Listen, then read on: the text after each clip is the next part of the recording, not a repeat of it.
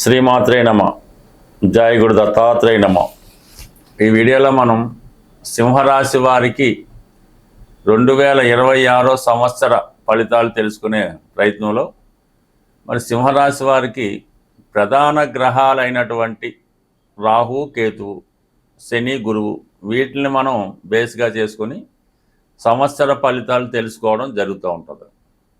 So మరి ఈ 4 గ్రహాల్లో ఇంచుమించుగా 3 గ్రహాలు అంటే రాహు, కేతు, శని కూడా వ్యతిరేక ఫలితాలు ఇచ్చే అవకాశం ఉన్నది.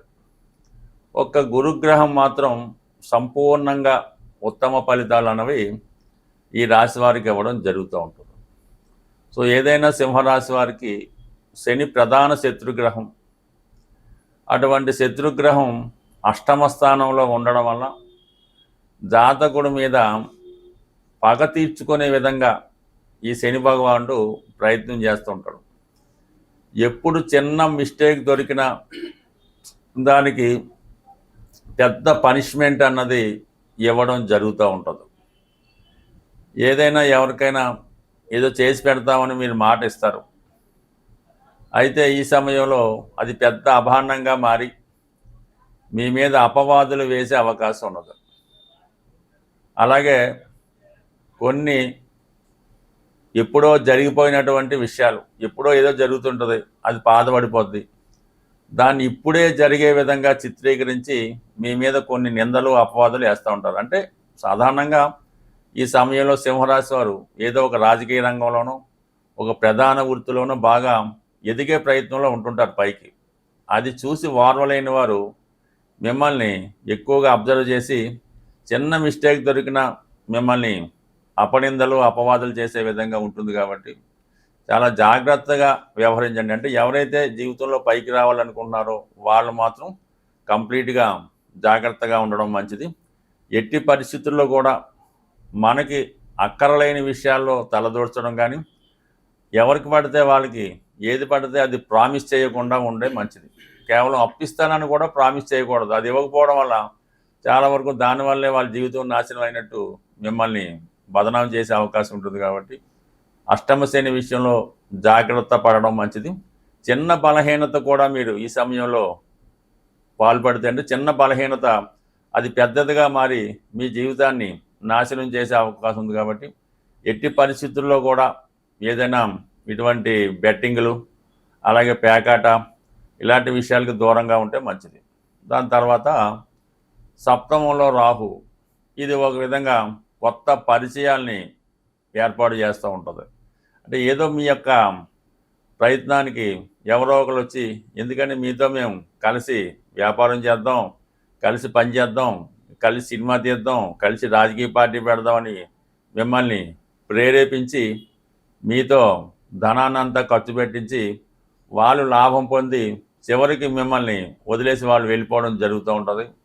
ఎట్టి పరిస్థితుల్లో కూడా ఈ 2026 సంవత్సరం డిసెంబర్ 5 వరకు కూడా పార్ట్నర్షిప్ వ్యవహారాలు ఎట్టి పరిస్థితుల్లో చేయడం అన్నది అంత మంచిది కాదు. ఎవరితో కలిసి కొత్త ప్రయత్నాలు చేయడం అంత మంచిది కాదు. ఎవరితో అన్న పరిచయం కానీ ఎఫ్ఐఆర్ కానీ పెట్టుకున్నా కూడా అది చాలా అపకీర్తిని కలిగించే అవకాశం ఉంది. ఈవెన్ పెళ్లి సంబంధాల విషయంలో కూడా సరిగ్గా జాగ్రత్త పడకపోతే ఆ పెళ్లి సంబంధం కూడా ఇబ్బంది పడి చివరికి అపవాదం జరిగే అవకాశం ఉంది. కాబట్టి ఏదైనా కొత్త పరిచయాలు, కొత్త పార్ట్నర్షిప్లు లేకుండా కంప్లీట్గా మీరు ఈ 2026 సంవత్సరం జాగ్రత్త పడవలసి ఉంటుంది. అయితే ఇక మనకు ప్రధానంగా ఏంటంటే వీటి అన్నిటి నష్టాల నుంచి భర్తీ చేసే విధంగా గురు భగవానుడు 11వ స్థానంలో సంచరిస్తున్నాడు. అంటే ఏదన్నా భగవంతుడి దయ వల్ల, పెద్దల కృప వల్ల, పెద్దవారి సహకారం వల్ల ఎటువంటి అపవాదు, ఎటువంటి నిందైనా దాని నుంచి బయటపడడం జరుగుతుంటుంది. ప్రధానంగా జూన్ 1వ తారీఖు వరకు పంచమాధిపతిగా లాభస్థానంలో ఉన్నటువంటి గురువు మీకు చాలా వరకు మీలో ఉన్నటువంటి టాలెంట్కి, ప్రతిభకి తగిన గుర్తింపు వస్తుంది. పిల్లల యొక్క అభివృద్ధి, వాళ్ళ యొక్క సహకారాలు మీకు సంపూర్ణంగా లభిస్తాయి. కొత్త అభిమానులు, కొత్త శిష్యులు ఏర్పడుతూ ఉంటారు. పాపులారిటీ పెరుగుతూ ఉంటుంది. అయితే జూన్ 1వ తారీఖు నుంచి అక్టోబర్ 31 వరకు 12వ స్థానంలో గురుగ్రహ సంచారం మీరు చాలా వరకు మంచి కార్యక్రమాలకి ధనం వెచ్చిస్తారు. పిల్లల చదువు కొరకు కానీ వారి పెళ్ళిళ్ళ కొరకు కానీ ధనం ఖర్చు పెట్టే అవకాశం ఉంది.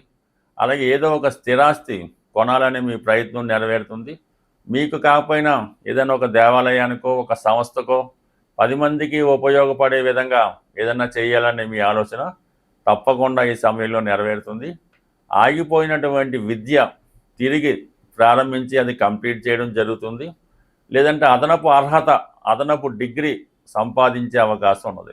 ఎస్పెషల్లీ ఎవరైతే పెళ్ళై చాలా కాలం అయినా సంతానం కలగడం లేదో అటువంటి వారు సంతానం కొరకు ఈ సమయంలో ప్రయత్నం చేయగలగా ఏదైనా వైద్యుని సంప్రదించి తగు సలహాలు తీసుకుంటే అది వైద్య విధానం ద్వారా సంతానం కలిగే అవకాశం ఉంటుంది. బిట్వీన్ జూన్ 1 నుంచి అక్టోబర్ 31 మధ్యలో.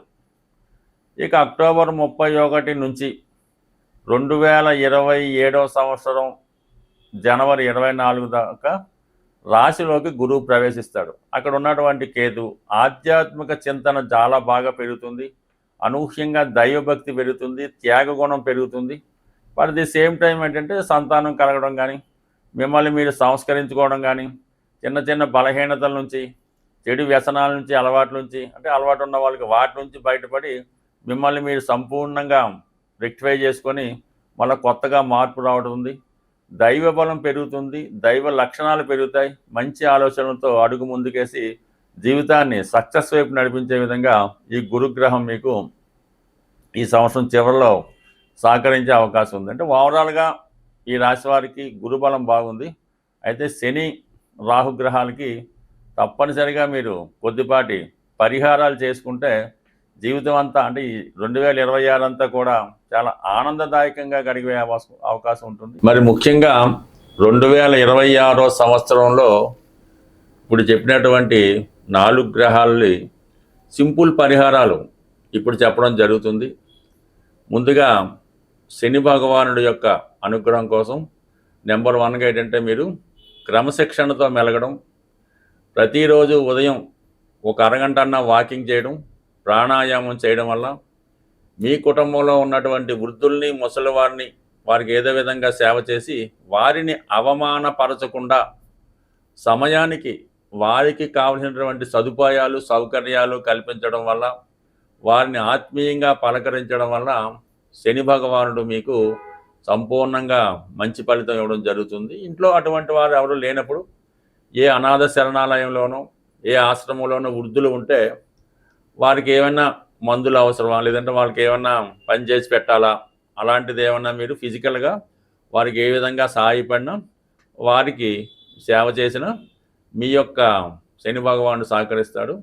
ఇంకా మీకు అవకాశం ఉంటే ఈ చలికాలంలో ఎవరైతే రోడ్ సైడ్ అది వృద్ధులు అసమర్థులు రోగిష్టి వారు ఉంటారో వాళ్ళకి ఒక మంచి రగ్గు దుప్పట్ లాంటిది దానం చేయడం వల్ల శనిగ్రహ అనుగ్రహం పొందుతారు. ఇది శని భగవానుడికి.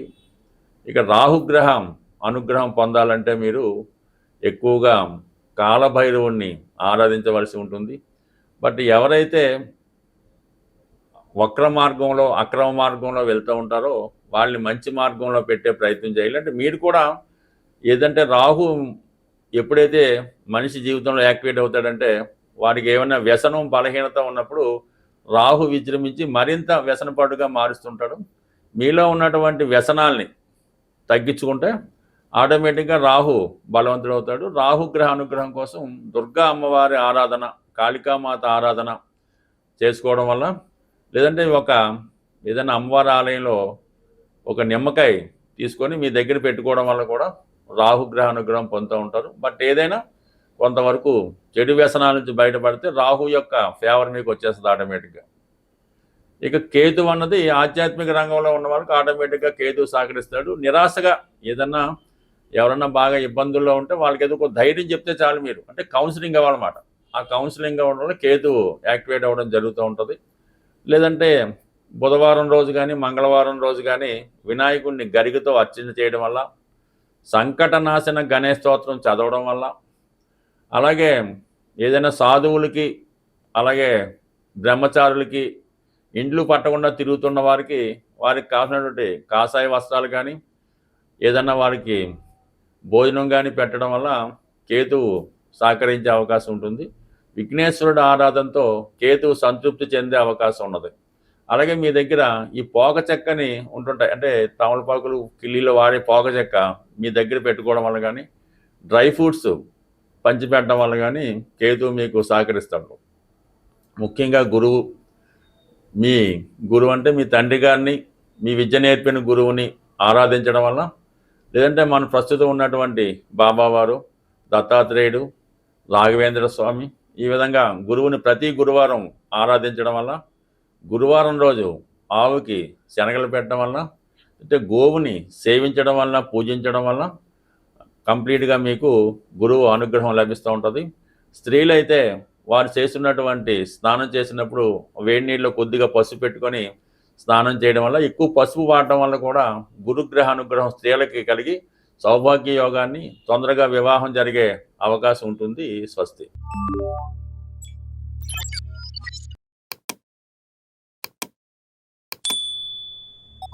you